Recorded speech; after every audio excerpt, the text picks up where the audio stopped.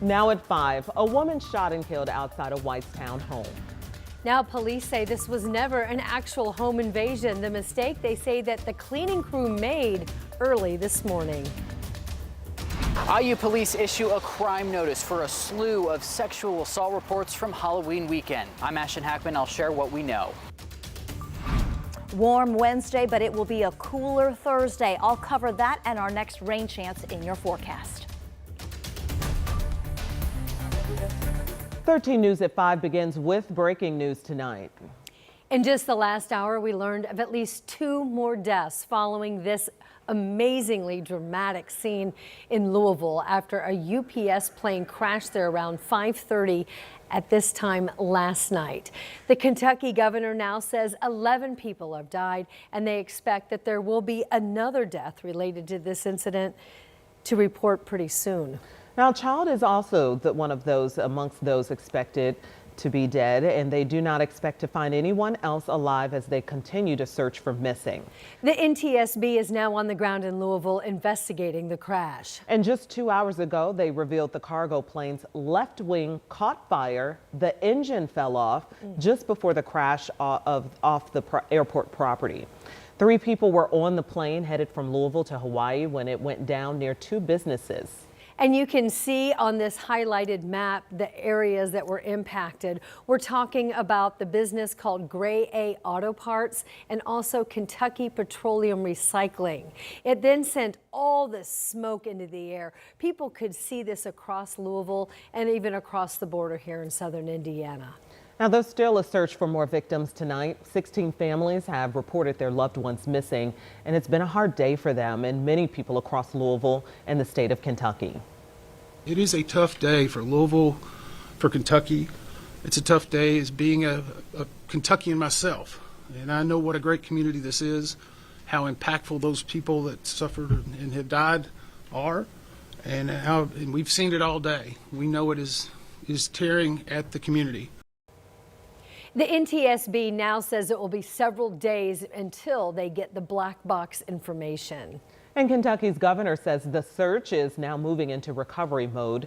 He shared his thoughts about what happened after getting an up-close look at the crash site. As governor, I've seen a lot. I've had to order freezer trucks in a pandemic. I've walked the line of an F4 tornado through my dad's hometown. I've seen towns hit by flooding we'd only describe as biblical, and what this scene is violent. Now, where the plane hit, at best, is destroyed. What you see are mangled remnants of what was in its path, completely burnt and blackened.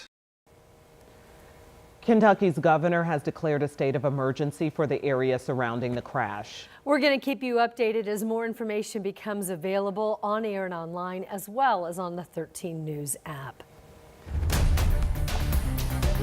And we have more breaking news tonight at 5. The FAA now announcing a 10% reduction in airline traffic at 40 airports starting in 2 days on this Friday. And this is a result of the ongoing government shutdown. We're working to learn more about and for more info about what this means and if the airport here in Indianapolis will be amongst the ones impacted. FAA leaders are meeting later today to figure out next steps, and we'll keep you updated as we learn more.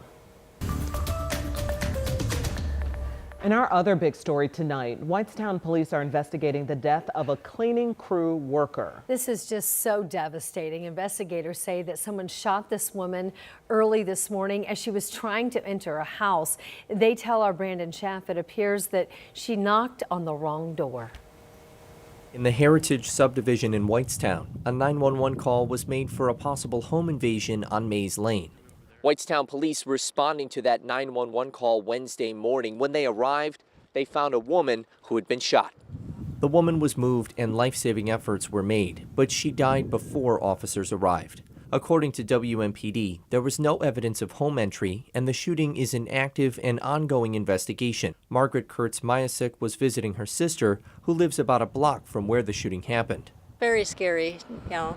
I mean, you have families here on this block and a lot of seniors living in some of the homes very close. Originally from Indiana, Kurtz Myasek comes from Colorado to visit her sister, who's lived in the neighborhood for about a year and a half. I do visit my sister a lot. I walk in this neighborhood a lot, and I've always felt safe and comfortable, and it kind of makes you like, maybe it's not as safe as I thought. Captain John Yurkosh with WMPD says his department and officers across the county were ready to respond to the call, keeping residents safe. These things do happen. It doesn't matter where you're at, but just have faith in the police department and the public safety agencies that we're going to do the best that we can and we're going to protect them. Ashley Crisfield lives a few houses away from where the shooting happened and says it's usually a quiet, friendly neighborhood. She praised the quick response from police. They were all over this area. In fact, that's how we knew about it. Was my daughter was down here doing some schoolwork and there was some police on our front yard. So that's when she came and got me. So they were pretty fast. Brandon Sheff, 13 News. So again, a cleaning woman shot this morning after she went to the wrong address. This happened in Whitestown in Boone County today, and the police there are now working with the prosecutor's office as they handle this case. The Boone County prosecutor says they'll provide updates as soon as possible.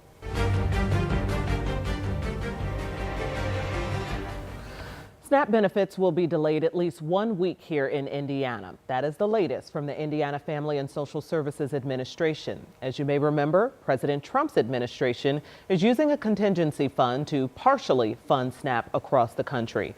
Now, because of that, the state has to recalculate each household's benefits using a revised formula. If you need help finding a food bank right now, then we can help you out. Just scan this QR code on your screen. It'll take you to WTHR.com/scene-on-13. That's where you can find this story and some resources to help get food on the table for your family.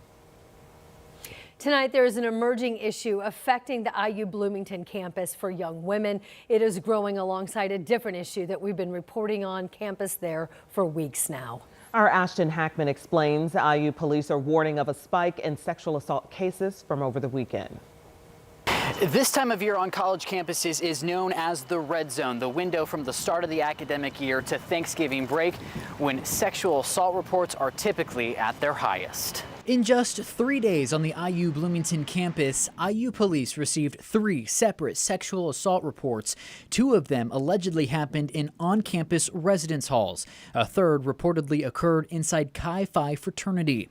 It prompted IU PD to issue this crime alert to students. IU senior Mallory Stewart got the alert and said she already takes precautions at parties on campus. I tend to always stay with my friends just to ensure that we're all together, and also never setting our cups down. I feel like I can't go out and not worry because I don't know what someone's going to put in my cup, or I lose one of my friends. You just never know. Ahead at 6, we'll break down some more of those numbers here from the Bloomington campus and share some of the resources available to students. In Bloomington, Ashton Hackman, 13 News. An IU spokesperson for the Office of Sexual Violence Prevention was not available for an interview today. We also reached out to several IU groups focused on preventing sexual assaults at IU Greek houses. None of them responded. Angela? Felicia, as expected, a very warm and windy day across central Indiana. We still have temperatures in the 50s and 60s, 68 under clear skies in Bainbridge, 65 Noblesville. We are down to 61 Connorsville, 67 degrees with a few clouds over Brown County. Pacers at home taking on the Nets. Evening temperatures will fall through the low 50s, and it is going to be much colder early tomorrow morning. We were close to 50 this morning, starting our warm day. However, tomorrow morning, expecting low to mid 30s. So grab that heavy coat. You'll need it the early part of tomorrow. And then I'd say sweatshirt, jacket weather the rest of the day. Temperatures will be in the upper 50s, nearing 60, so about 10 cooler than what we had today. Still looking ahead to some rain chances for Friday and the weekend. That coming up in the 7-day.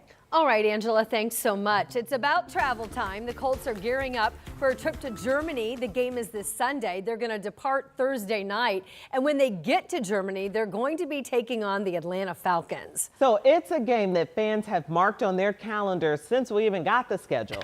And the last Colts game before their bye week. And it is also potentially the first game for new Colts Sauce Gardner is the first game that he could play. Yeah, they made that big roster change earlier this week. Dom joining us now in studio after being out at the Colts complex today. So, Dom, what was the team's reaction to this big addition to the defense? Yeah, already excited about going to Germany, right? That's Yes. already cause for excitement. But they're fired up about getting a guy of his caliber on the roster, and they know the type of player that they're getting. One of the best in the National Football League. And let me say this too, there's a certain energy and boost that comes with your front office, your organization making a move like this. 2 firsts and 80 Mitchell's nothing to scoff at. Sauce Gardner is legit. And to get a player like this elevates everyone and sends a message that, hey, we're all in and we believe that this team can get it done. So that's the vibe you felt in the facility today. A lot of energy. Sauce Gardner was at practice, as you see. He did take part in practice. However, it's important to remember he's in concussion protocol right now, so he wasn't made available to the media. However, Shane Steichen said today he's hopeful Gardner will clear protocol by Sunday, in which case the plan would be for him to suit up and play against the Falcons. How about your first game being in Germany, by the way? Pretty cool. And he gets 2 bye weeks, so good for him. Remember, that game is at 9:30 in the morning from Berlin, so put on a pot of coffee, get your eggs, and watch some football. Steichen and Alec Pierce, he was teammates with Gardner in college at Cincinnati, where they had a lot of success. They both spoke about what Sauce brings to the table. He's an unbelievable player. To get a bona fide #1 corner in this league, like I said, it elevates everybody around us. He's got all the elite traits you look for. He's sticky in coverage, the pass breakups, the interceptions. He's feisty, he's aggressive. Just to add that to the fold of the back end with the guys we already got back there, like I said, it's going to elevate everybody. So I think just a great get by Chris. You know, I think our defense has already been doing a phenomenal job, but obviously adding a player like that is a guy that's going to be able to line up and really take somebody's, you know, or take a receiver away. So, you know, I think our DB room right now, if you look at it, is a lot of special players, and just obviously adding another great player to that mix is just going to make everything better. Elite players, they make everything better. So does winning. Like I said, when your team makes moves like this, everybody gets excited, starts to really lock in even further. We're going to dive deeper into that, hear from some of these defensive players, and more from Shane Steichen on what you're getting with Sauce Gardner, kind of sauce you bring to the table. Yeah. Just a missed opportunity for a pun. I apologize, people of Indianapolis. I gotta be better. If he comes and he keeps playing really, really good, I'm sure you'll have many more opportunities. I think you're exactly many right. more puns. It's gonna be fun in Germany, though. This is a big game. They gotta win. Yes. Keep that momentum before the bye week. So we'll see what happens. Yeah, I wish you could go. I do too. Yeah, that would be so fun. Get that passport punched. Unfortunately. Yeah. Right. We're gonna be watching though. Don't worry. Yes, we will be watching with brunch, our breakfast and brunch and coffee. Thanks so much, Dom. Our news continues tonight at 5, bringing nuclear power to Indiana. The summit happening at Purdue and the future those in attendance envision for our state. That's ahead at 5:30, but first right here at 5. Steve Alford's basketball shoes, Lily King's Olympic swim cap, Kyle Schwarber's College World Series bat. All of that great gear about to be on display in a new exhibit at IU. I'm Jenny Renovich. We're giving you a first look coming up. Plus, could this be a sign of what's to come as we look ahead to the midterms next year? The impact a clean sweep for Democrats and high-profile races across the country could have.